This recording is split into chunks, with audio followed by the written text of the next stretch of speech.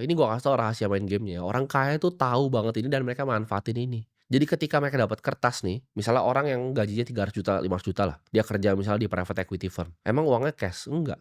Dia langsung dia beliin apartemen, dia beliin tanah, dia beliin segala macam deh, emas juga dia beli. Dia nggak mau simpen kertas, dia tahu kertasnya ini sampah. Orang kan teriak-teriak inflasi, tapi karena kalau inflasi yang seneng mereka.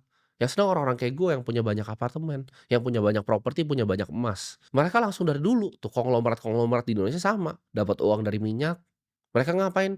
Mereka beliin seni, ya kan?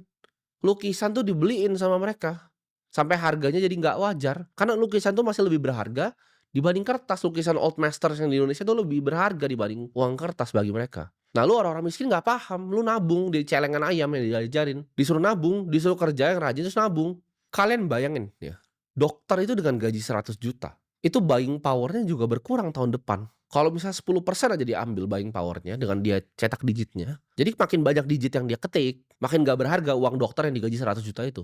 Lu mau tahu ya, ini gue 2 kali kejadian di hidup gue. Gue ke rumah sakit, ke dokter, itu mereka kenal gue.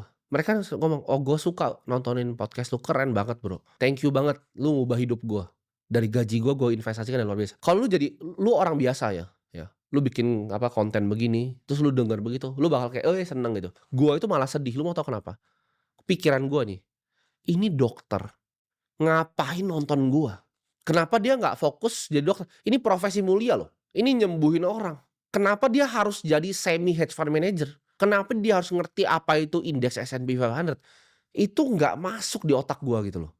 Lu dokter gitu loh, tapi dia harus begitu, karena dia tahu kalau dia nggak begitu gajinya jadi nol.